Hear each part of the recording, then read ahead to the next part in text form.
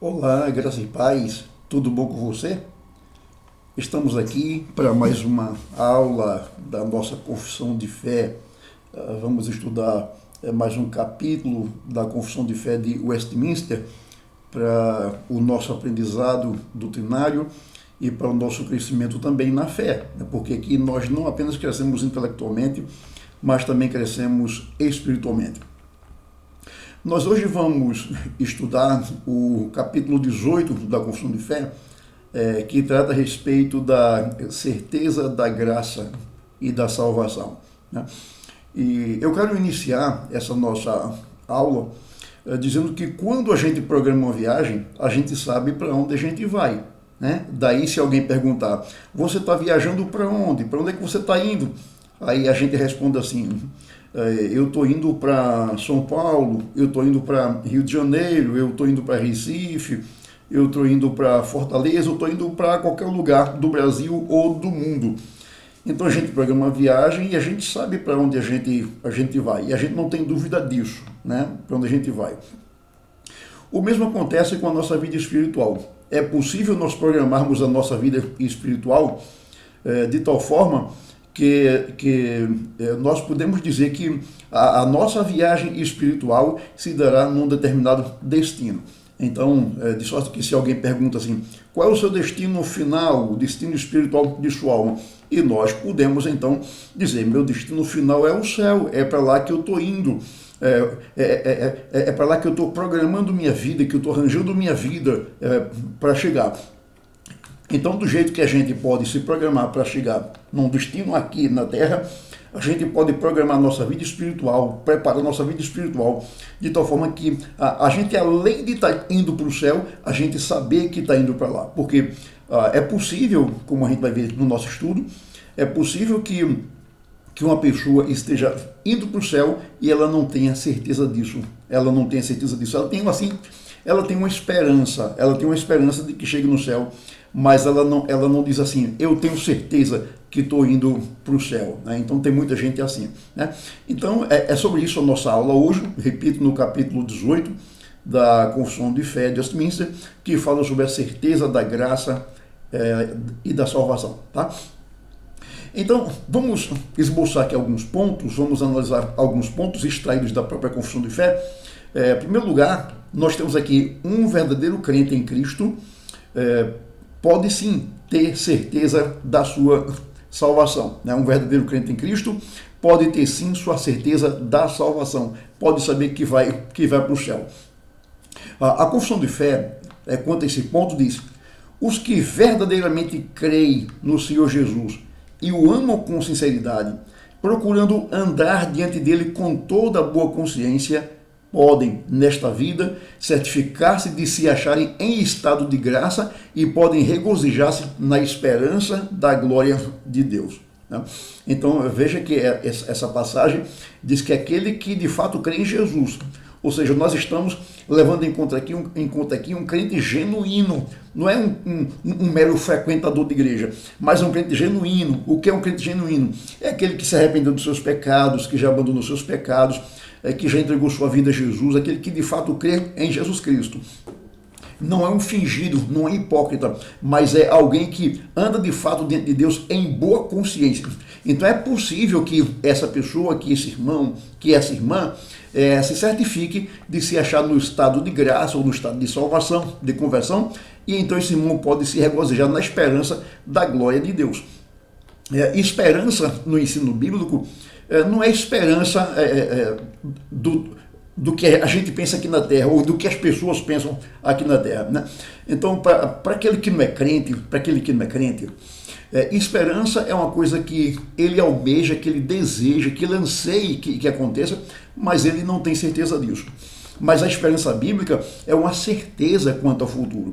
Então, quando a Confissão de Fé fala que o crente genuíno, ele pode se regozijar na esperança da glória de Deus, isso aqui tem um sentido de que ele pode se regozijar na certeza de que ele de fato verá a glória de Deus, que ele entrará na glória de Deus.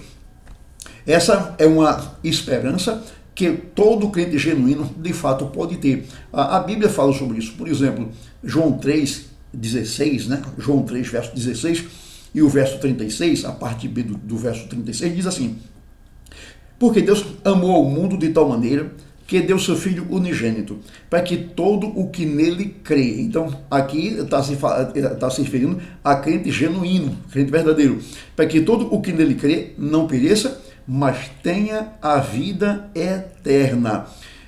E o verso 36b diz: por isso quem crê no Filho tem a vida eterna. João capítulo 5, 24 diz: em verdade vos digo, quem ouve a minha palavra e crê naquele que me enviou, tem a vida eterna. Não entra em juízo, mas passou da morte para a vida. Ainda cito 1 de João, capítulo 5, versos do 11 ao 13. E o testemunho é este: que Deus nos deu a vida eterna, e esta vida está no seu Filho. Aquele que tem o Filho tem a vida. Estas coisas vos escrevi, a fim de saberdes que tendes a vida eterna, a vós outros que credes em o nome do Filho de Deus. E eu cito por último ainda, 2 de Timóteo, capítulo 4, versos 7 e 8, a experiência de Paulo e a sua esperança, quando ele diz: combati o bom combate, completei a carreira, guardei a fé. Já agora a coroa da justiça me está guardada, a qual o Senhor, reto juiz, me dará naquele dia, e não somente a mim, mas também a todos quantos amam a sua vinda. Bom, meus irmãos, lidas essas passagens, eu pergunto a você: você crê nessas passagens? Você acredita na veracidade dessas passagens? Na genuinidade delas? Você acredita? Você acredita nessas promessas, sem duvidar? Essas promessas que falam: aquele que crê tem a vida eterna. Para saberes que tendes a vida eterna, o Senhor dará uma coroa de justiça a todos quantos o amam. Você crê nessas passagens? O que são essas passagens? São promessas de que aquele que de fato crê em Cristo goza da vida eterna, e eles podem saber disso. Se cremos nessas passagens de todo o nosso coração, podemos afirmar com toda a convicção, sem nenhuma dúvida, que temos a vida eterna. Logo, podemos ter certeza dessa salvação em Cristo Jesus. Você crê em Cristo? Você ama a Cristo? Se sua resposta for afirmativa, então você tem a vida eterna, meu irmão. E você pode saber disso. Não há por que duvidar. Duvidar disso é não crer nas declarações da Escritura. A Escritura é fácil. A equação da Escritura é o seguinte: vida eterna é crer em Cristo. Então, pense na seguinte equação: aquele que crê em Cristo tem a vida eterna. Primeira equação. Segunda, eu creio em Cristo. A conclusão: eu tenho a vida eterna. Entendeu? Olha, aquele que crê em Cristo, diz a Bíblia, tem a vida eterna.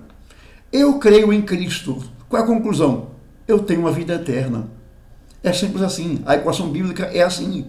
Aquele que crê tem a vida eterna. Foi o que a gente viu na palavra do Senhor. Não há por que você duvidar de se você de fato crê em Cristo, se você é um crente genuíno, verdadeiro, se você já entregou sua vida a Jesus, não tem por que você duvidar da vida eterna que o Senhor te deu. Mas temos aqui um segundo ponto da confissão de fé. Esse segundo ponto fala a respeito do fundamento da certeza da salvação. Ou seja, em que a certeza da salvação que a gente tem está fundamentada? Em que ela está alicerçada?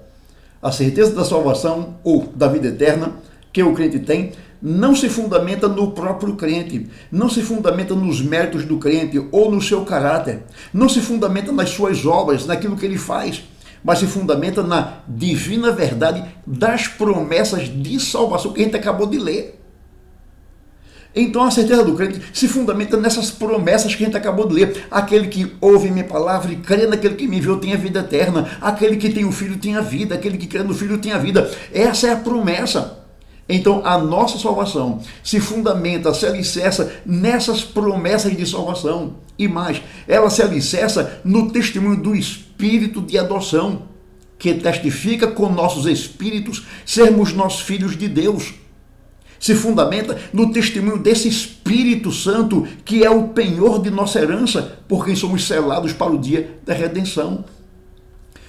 Se a fundamentação da nossa fé ou da nossa salvação tivesse arraigada em nós, então nós teríamos todo o motivo do mundo para ter alguma dúvida.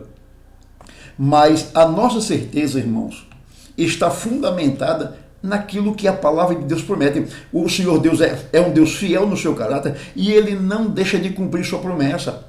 Ele promete que a todo aquele que crê, Ele dará a vida eterna. A todo aquele que crê, Ele dá o seu Espírito Santo, que vem fazer morada no crente, morada naquele que crê. Aquele que crê é recebido como filho de Deus. E o que acontece? Deus dá a ele o selo, dá a ele o Espírito Santo como selo e como penhor. Por exemplo, Romanos capítulo 8, verso 15, a parte B, e depois o verso 16, Paulo diz: recebestes o Espírito de adoção, baseado no qual clamamos, Abba, Pai. O próprio Espírito testifica com o nosso Espírito que somos filhos de Deus. O Espírito Santo, ele traz ao nosso coração convicção de que nós somos filhos de Deus, de que nós já fomos adotados como filhos de Deus. Nós não somos mais peregrinos nem estranhos a Deus, à família dele, mas agora nós somos filhos dele. Nós pertencemos à família dele, à família espiritual, à família da fé. Efésios capítulo 1, verso 13b e o verso 14 diz: tendo nele também crido. Você creu, meu irmão? Você creu em Jesus como teu Salvador, como teu Senhor? Então, ouça o que diz aqui Paulo. Tendo nele também crido, fostes selados com o Santo Espírito da promessa, o qual é o penhor da nossa herança, até ao resgate da sua propriedade em louvor da sua glória. Note que nós somos a propriedade exclusiva do Senhor. E então, o que acontece? O Senhor coloca em nós o seu Espírito como um selo para indicar que nós somos possessão dele. Eu costumo usar o exemplo do fazendeiro que tem seus gados. O que ele acontece? O que ele faz? Ele marca, ele coloca uma marca, um carimbo em cada animal dele, como indicação de que aquele animal pertence a ele, e onde quer que esteja aquele animal, ele sabe que é dele. Ele identifica aquele animal que é dele. Então, aquele carimbo fala da propriedade, de que aquele animal pertence a alguém. Então, quando o Senhor nos sela com o seu Espírito, né, ele está dizendo que nós somos propriedade dele, nós pertencemos a ele. É isso que o selo fala, né, que nós pertencemos a ele.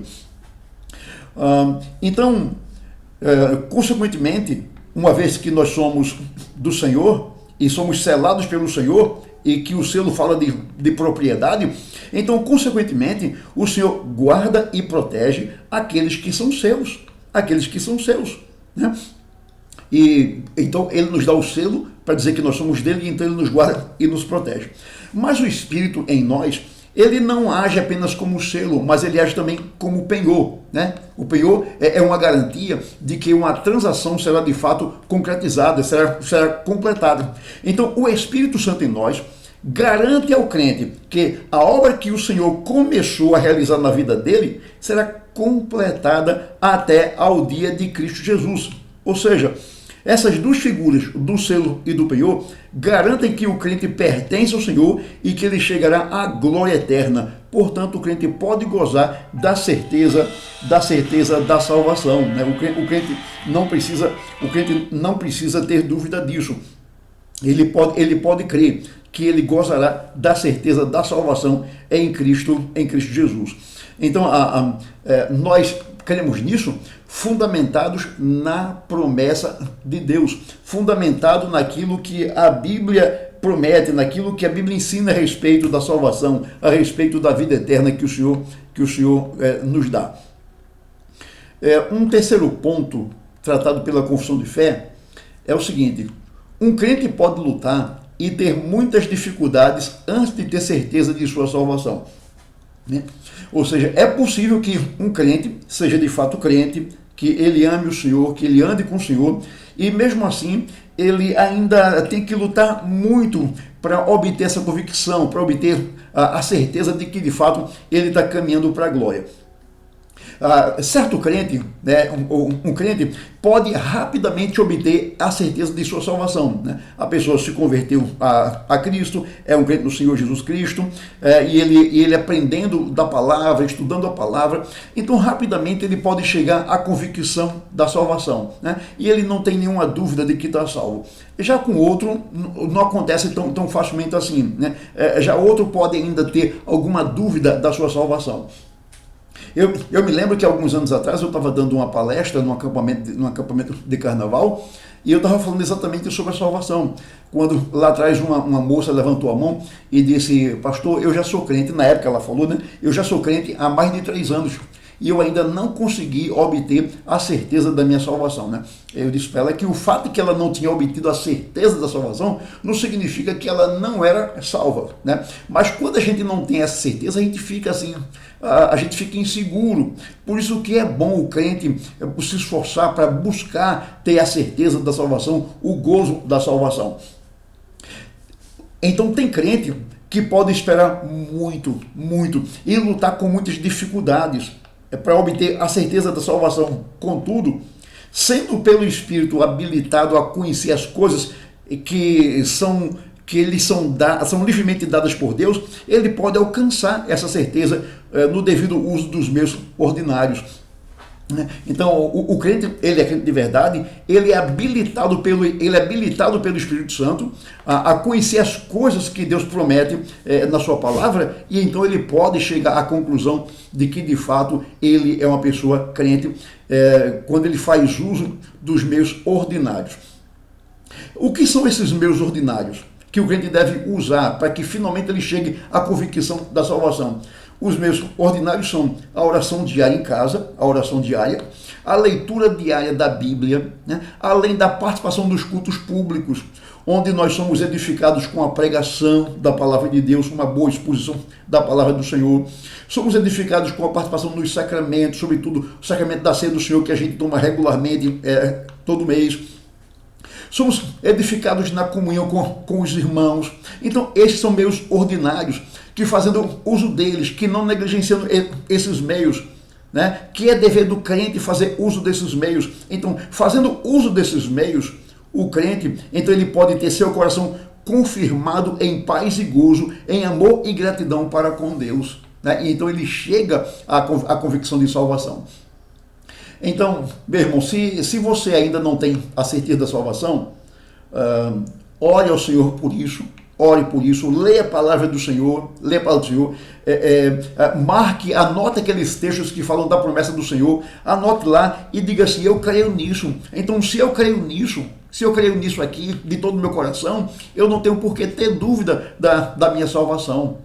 Eu não tenho por que ter dúvida. Então vá lá, veja as promessas do Senhor, anote lá. E, por exemplo, quando você lê: aquele que crê tem a vida eterna, ore ao Senhor e diga: Senhor, eu sou um crente no Senhor, eu me arrependi dos meus pecados, eu já me entreguei a Cristo, eu não tenho outro Salvador a não ser o Senhor, mas eu não tenho ainda a certeza da salvação. E aqui promete que aquele que crê tem a certeza da salvação. Então me dê essa certeza, me dê essa convicção, para que minha vida tenha mais gozo, para que minha vida tenha paz, para que eu não fique inseguro.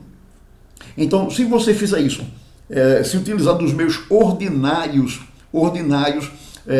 que o Senhor estabelece na sua palavra, certamente que você chegará a ter convicção da sua salvação, você estará indo para o céu e saberá disso. Então é possível um crente estar indo para o céu, mas ele lutar com incerteza, não tem convicção de que de fato está indo para o céu.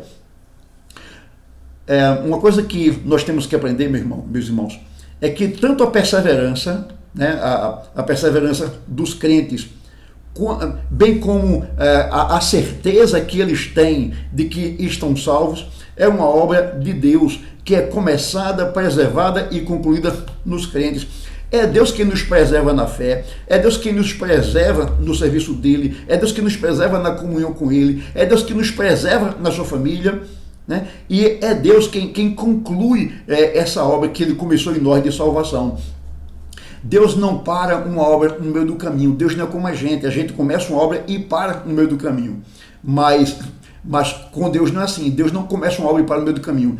Então, se Deus começou a realizar uma obra de salvação na minha vida e na sua vida, tenha certeza de que Ele vai completar essa obra de salvação.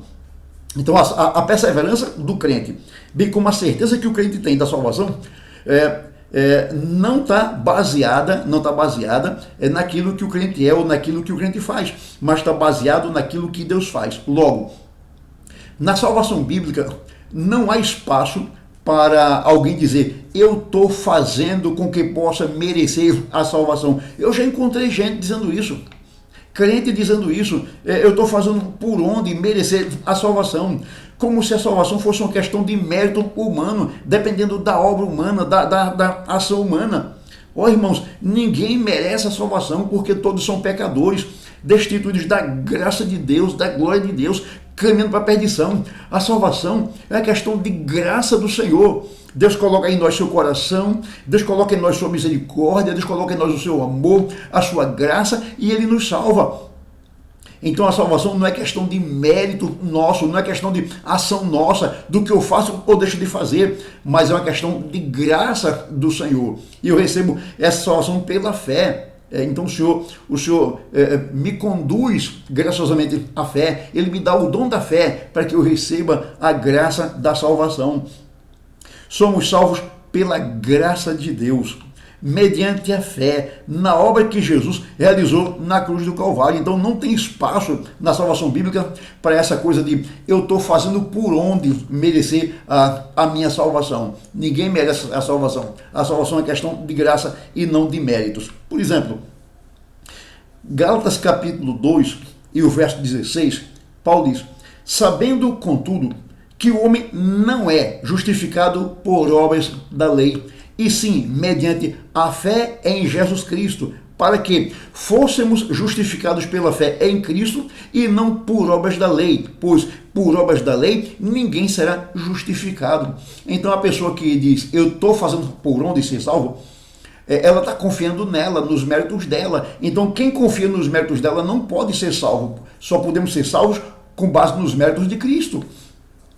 E também a gente já ouviu gente incrédula. Uma pessoa incrédula, descrente, dizer isso, a gente até compreende porque ele não entende a Bíblia. O incrédulo, o descrente, não lê a Bíblia, ele não conhece o conteúdo da Bíblia.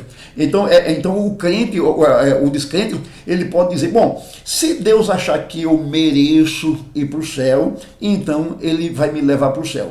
Então, Deus olha para a gente e Ele não vê ninguém com mérito de ir para o céu. E é exatamente por isso que Ele nos dá a sua graça, né? Então, o descrente não conhece a revelação bíblica, não conhece o ensino bíblico a respeito da salvação, e ele chega a dizer isso, se Deus achar que eu mereço, se Deus está vendo que eu mereço a vida eterna, a salvação, então Ele me dará a salvação. Mas a salvação não é questão de nossas obras, não é questão de nossos méritos, mas é uma questão, uma questão da graça de Deus. E essa graça de Deus, que revela a salvação, nós recebemos pela fé. Efésios 2,8 diz, porque pela graça sois salvos, mediante a fé, isto não vem de vós, é dom de Deus. Veja, até a fé é dom de Deus, a graça é um dom de Deus, a fé é um dom de Deus. Eu costumo dizer que a fé é como uma mão vazia que se estende para ser preenchida com a graça de Deus. Assim como alguém nos dá alguma coisa, um presente, e nós estendemos a mão vazia sem nada, e a pessoa preenche nossa mão com um presente. Assim é Deus. A fé é como essa mão é vazia de méritos, é vazia de obras. Então o que acontece? Essa mão é dirigida a Deus vazia, e Deus preenche essa mão com a graça. A salvação é pela graça mediante a fé, e tanto a graça quanto a fé são dádivas que Deus concede àquele que é eleito. Então veja, a nossa justificação, a nossa salvação não depende de nossas obras, depende da graça de Deus que nós recebemos pela fé. Ilude-se então aquele que acha que pode ser salvo por suas obras, que acham que podem ser salvos por seus méritos. Eles se iludem, né? Se iludem e jamais chegarão à vida eterna se eles se basearem neles mesmos. Pense na seguinte ilustração. Uma pessoa morre e ela chega diante de Deus. A sua alma, o seu espírito chega diante de Deus e Deus pergunta assim: por que é que você acha que eu devo deixar você entrar no meu céu? Aí a pessoa responde: porque eu fui uma pessoa boa, eu fui uma pessoa de bom caráter, eu fui uma pessoa de boa índole, eu fui uma pessoa que ajudou o necessitado, que ajudou o pobre, que ajudou o asilo, eu fui um bom pai, uma boa mãe, eu fui um bom filho, eu fui um bom empregado, eu fui um bom cidadão, então eu acho que eu mereço entrar no céu. O inferno é lugar de ladrão, de sequestrador, de estuprador, de bandido. Eu não sou nada disso, né? Isso lembra a oração do fariseu, né? Graças te dou porque eu não sou como os demais homens, que são roubadores, ladrões, adúlteros, nem sou como esse publicano. Eu dou o dízimo de tudo que ganho, eu jejuo 2 vezes por semana. Quer dizer, é o camarada querendo ser justificado por Deus de acordo com o seu caráter. Aí, enquanto que o publicano disse assim: ser propício a mim pecador. Aí Jesus disse: esse publicano desceu justificado para casa, não aquele fariseu. Então é o cara que chega diante de Deus fundamentado no seu caráter. Eu fui um bom homem, eu fui uma boa mulher, eu cumpri meus deveres, né? Eu fui uma pessoa honesta, então por isso eu acho que eu devo entrar no céu. E a resposta que essa pessoa vai receber de Deus é o seguinte: aparte-se de mim, maldito, para o fogo eterno, porque você pensa que a salvação depende do que você é ou do que você fez. Você é muito impuro e imundo para entrar no meu céu. Mas diferentemente dessa resposta, a pessoa humildemente chega diante de Deus e diz: eu quero entrar no seu céu. Eu penso que o Senhor deve deixar eu entrar no seu céu por causa de Cristo, porque eu sou um pecador, perdido, mereço a condenação eterna, mas Jesus veio e morreu por mim na cruz do Calvário, derramou seu sangue no meu lugar, ele me reconciliou com o Senhor. Então, com base, com fundamentação na obra que Jesus fez na cruz do Calvário, eu peço que o Senhor me deixe entrar no seu céu. Então, a fundamentação da nossa salvação é o que Jesus fez na cruz do Calvário, é a obra de Jesus na cruz do Calvário e não nossas obras. Então, quem quiser entrar no céu com base em suas obras, vai ouvir um não bem sonoro de Deus, mas aquele que diz: por causa de Jesus, por causa do que ele fez na cruz, e eu criei nele, eu entreguei minha vida a ele é meu salvador, então por causa dele eu peço que o Senhor me deixe entrar no seu céu. E certamente Deus dirá: entre no céu, meu filho bendito, entre no céu que está preparado para você desde a fundação do mundo. Então, no céu só entra aquele que está fundamentado na graça de Deus, mediante a fé na obra que Jesus fez na cruz do Calvário. Um último ponto tratado na confissão de fé, o último ponto é o seguinte: o crente pode ter certeza da sua salvação enfraquecida. Veja. Então, é possível você, meu irmão, diz assim: eu não tenho dúvida de que a hora que eu morrer, eu vou para o céu. Eu não tenho dúvida nenhuma. Hoje você diz isso. Mas amanhã você pode dizer: eu ontem tinha muita certeza da minha salvação, hoje eu não tenho tanta certeza assim, né? Hoje eu estou incerto, eu hoje duvido. Então veja, o crente pode ter de fato a certeza de sua salvação enfraquecida. Veja bem, é preciso a gente distinguir o seguinte: salvação é uma coisa, certeza ou gozo da salvação é outra coisa. É possível que você seja salvo e não tenha esse gozo, você seja salvo e não tem essa certeza. Por isso que pense lá nos meios ordinários. É por isso que você deve se envolver com os meios ordinários, com a oração, a leitura da Bíblia, o culto público, a comunhão com os irmãos, que isso tudo vai ajudar você a fortalecer a sua convicção. Mas é possível você ser um crente de verdade e não ter certeza da salvação. E você perder essa certeza da salvação. Antes você tinha e agora você não tem mais. Quanto a isso, a confissão de fé diz: por diversos modos podem os crentes ter sua segurança de salvação abalada, diminuída e interrompida, né? Então veja, ele antes era firme: não, a hora que eu partir eu vou para o céu. mas daqui a pouco ele já não tem mais essa convicção, aquela convicção foi abalada, foi diminuída e foi interrompida. E perguntamos, por que isso acontece? Por que a certeza que o crente tinha de que ia para o céu foi interrompida? Por que isso acontece? Isso acontece, irmãos, porque o crente negligencia a conservação da certeza da sua salvação, caindo em algum pecado especial que fira a consciência e entristeça o Espírito Santo. Né? Então é isso que abala, que diminui e que interrompe a certeza que nós temos. A negligência da conservação dessa certeza. Então, o que é que nos faz ter certeza da salvação? O que é que nos ajuda a ter certeza? Vamos lá. Ler a Bíblia diariamente, orar diariamente e participar dos cultos. Então, esses são os meios de conservação da certeza da salvação. Aí o que acontece? Aí o crente negligencia tudo isso. Aí ele lê a Bíblia de vez em quando, ele ora de vez em quando, ele vai para a igreja de vez em quando. Então, isso pouco a pouco vai enfraquecendo, vai diminuindo e vai interrompendo a certeza dele. E mais, quando ele cai em algum pecado especial que traz ferimento à sua consciência e tristeza ao Espírito Santo. Então, quando a gente comete algum pecado especial que fere a nossa consciência, que a nossa consciência nos acusa, que ficamos sem paz, nós entristecemos ao Espírito Santo. Então, consequentemente, isso diminui, abala e interrompe a certeza da nossa salvação. Veja, o crente quando negligencia os meios de conservação, quando ele cai em pecado especial, quando ele fere a consciência e entristece o Espírito, ele não perde a salvação. Guarde isso. Ele não perde a salvação. Ele perde o gozo da salvação, a certeza da salvação. Davi é um exemplo. Davi é um exemplo que a gente cita, né? De um crente que ficou privado da alegria da salvação por ter caído num pecado específico.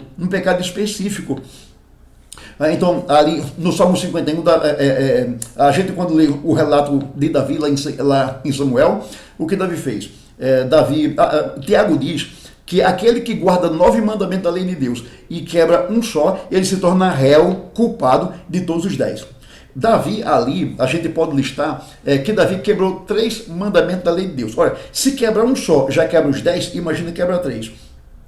Então, Davi, primeiro, cobiçou uma mulher casada, que foi Batseba. Davi foi às vias de fato da sua cobiça e adulterou contra ela. Então ele quebrou o 10º mandamento. Ele cobiçou, que diz não cobiçarás, ele cobiçou a mulher casada. Depois ele foi às vias de fato e quebrou o 7º mandamento, que diz não adulterarás. E então ele foi mais ainda à frente e quebrou o 6º mandamento, que diz não matarás. E ele projetou, arquitetou malignamente a morte do marido dessa mulher de Batseba. Ora, se quebrar um mandamento, torna-se culpado dos 10, imagina 3. Davi quebrou o 10º mandamento, Davi quebrou o 7º mandamento, Davi quebrou o 6º mandamento, Davi quebrou os 10 mandamentos da lei de Deus. E isso feriu demais a consciência de Davi. Isso entristeceu demais ao Espírito Santo. É por isso que ele confessa isso no Salmo 58, no Salmo 51, versos 8 e 12, quando ele diz: faze-me ouvir júbilo e alegria, para que exultem os ossos que esmagaste, restitui-me a alegria da tua salvação. Né? Então aqui no Salmo 51, Davi está falando daqueles pecados que ele cometeu, né, com Batseba e contra o marido dela. Então ele ficou completamente abatido para baixo, né? Ele entristeceu o Espírito Santo, a sua consciência ficou ferida. E ele não tinha mais alegria, e daí ele ora, faz-me ouvir júbilo e alegria, coisa que ele não tinha ouvido mais, restitui-me a alegria da tua salvação. Note, Davi não perdeu a salvação. Davi, por ter cedido à tentação e ter caído em pecados, ficou privado da alegria, ficou privado do gozo da salvação, até que, isso aqui é importante, até que, né? A nossa falta de convicção de salvação, a nossa não alegria, o nosso não gozo pela salvação pode durar até um certo ponto. Então veja, Davi ficou assim, privado da alegria da salvação, até que se arrependeu dos seus pecados, fez confissão dos seus pecados, e então ele foi restaurado à comunhão com Deus, e consequentemente o Senhor lhe devolveu a alegria da salvação, o gozo da salvação. Ele passou a ouvir júbilo e alegria, porque Deus restabeleceu a alegria da salvação nele. Portanto, meus irmãos, quando o crente cai em algum pecado que fere sua consciência ou entristece o espírito, ele perde o júbilo, o gozo, a alegria da salvação. Né? E Davi Davi é um exemplo disso. Para evitarmos a desagradável experiência da falta de certeza de salvação, devemos seguir o exemplo de Davi mesmo, o do salmista, né? No Salmo 119, versículo 11. O que é que esse salmo nos orienta para que a gente não fique sem a certeza da salvação? O Salmo 119, 11 diz: guardo no coração as tuas palavras, para não pecar contra ti. Então, guardo no coração a tua palavra, para não pecar contra ti.